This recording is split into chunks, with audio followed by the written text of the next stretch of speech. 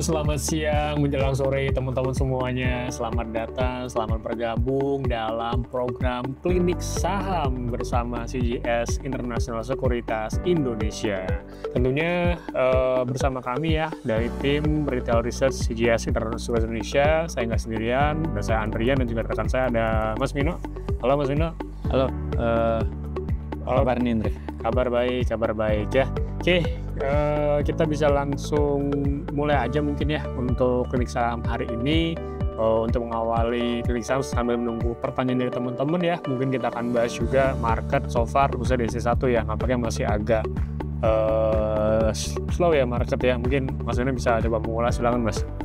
Ya, untuk marketnya sendiri ya di sesi 1 tadi ini ditutup menguat tipis ya, atau flat lah kecenderungannya, hanya naik 1 poin atau 0,01% di level 8.062.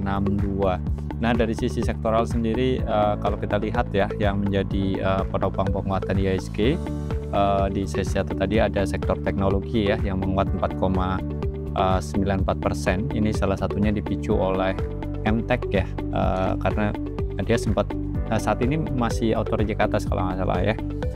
Kemudian ada saham-saham di sektor basic material, ini terkait dengan kenaikan harga emas ya. Ini juga sektornya menguat di atas 1%, tepatnya di 1,09%. Kemudian sektor lain yang naiknya juga lumayan, ada sektor consumer non primer ya yang menguat 1,08%.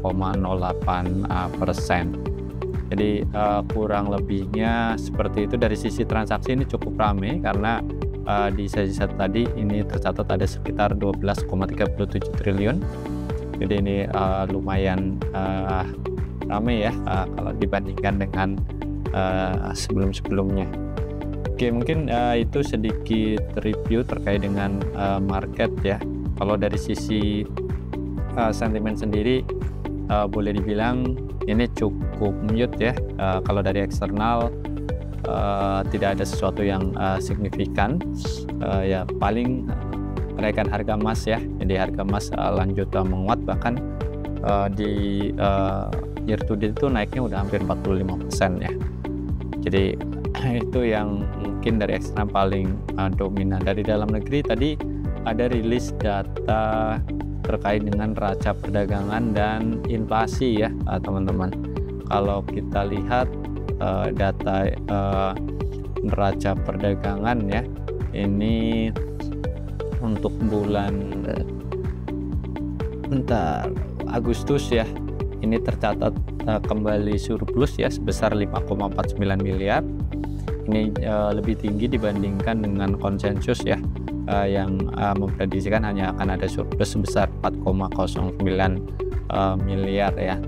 Nah, surplus yang cukup besar tersebut ini terutama mungkin yang paling menonjol adalah adanya kontraksi dari sisi impor ya. Jadi impornya turun 6,56% year on year, sedangkan dari sisi ekspornya itu masih naik 5,78%. Kemudian untuk data inflasi di bulan September, di September itu untuk inflasinya itu tercatat secara tahunan itu 2,65% ya. Ini lebih tinggi dibandingkan dengan konsensus yang memprediksikan di sekitar 2,5%, dan juga sebelumnya yang ada di level 2,3%. Secara month on month inflasi tercatat naik 0,21%. Kemudian kalau kita mengeluarkan komponen harga makanan dan energi ya, atau inflasi inti, ini inflasi intinya tercatat sedikit naik ya, 2,19%. Ini mungkin terutama ditopang oleh kenaikan harga emas ya, karena inflasi inti salah satu komponennya adalah terkait dengan harga emas gitu. Nah, ini naik tipis 2,19% dibandingkan sebelumnya itu 2,17%. Jadi mungkin itu sedikit review terkait dengan sentimen ya untuk market di sesi 1 tadi. Oke ya, seperti itu gambaran market kita teman-teman. Kita mungkin bisa lanjut masuk ke live Q&A-nya karena udah ada beberapa pertanyaan yang masuk ya. Oke, kita akan mulai pertanyaan dari wait. Ya, ini ada pertanyaan dari Pak Bagus ya. Nih, Bumi bagaimana prospeknya untuk Bumi ya? Oke, kita untuk lihat dulu saham Bumi. Ya, memang untuk saham Bakri ini ya, untuk beberapa saham Bumi memang kenaikannya cukup fantastis belakangan ya.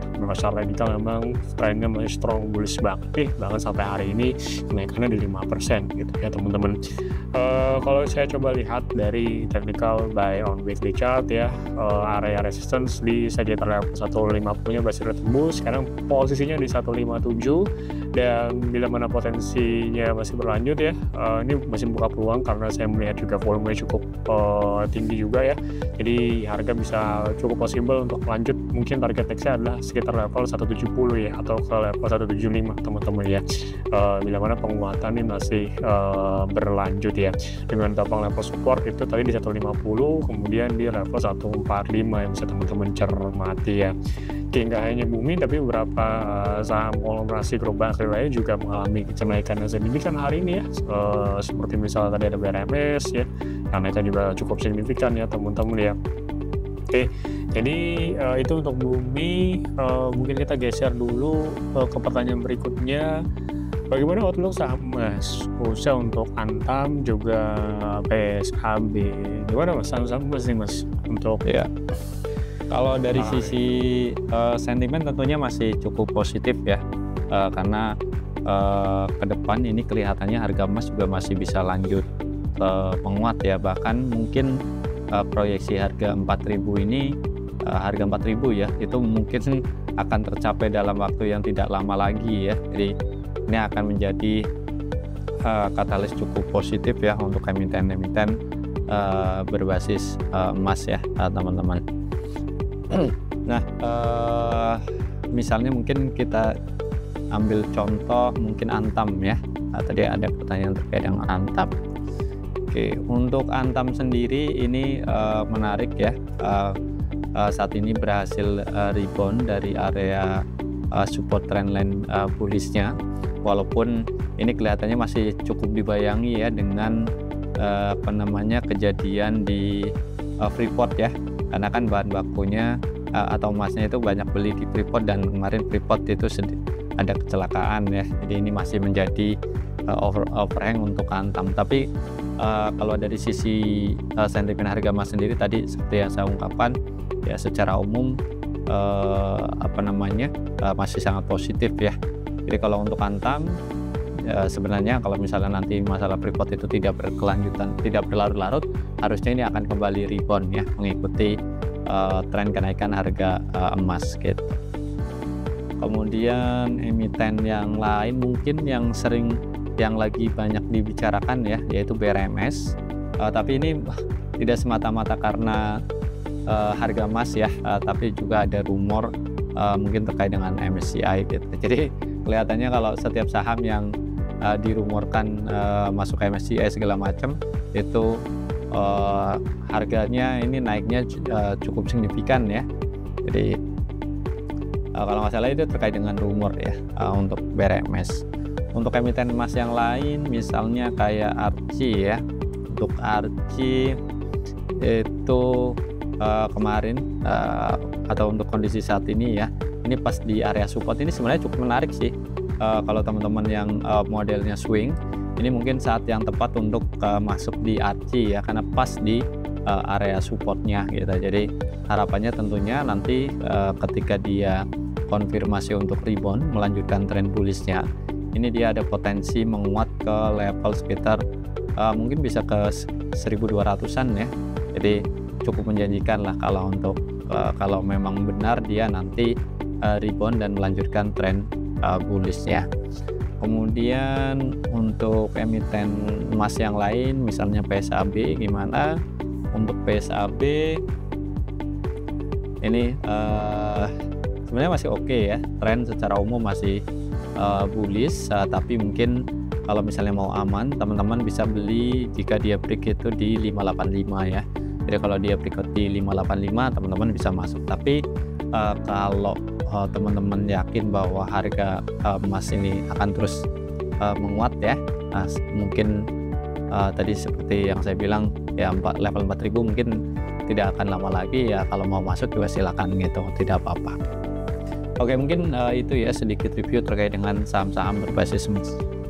Thank you ya, nanti kita ketemu lagi di episode klinik saham berikutnya ya, dan teman-teman juga bisa ikuti live setiap pagi kita ya pukul 8 di Instagram kita, jadi follow Instagramnya biar gak ketinggalan info-info menarik dari kita ya. Thank you semuanya, sampai jumpa lagi, bye-bye. Baik.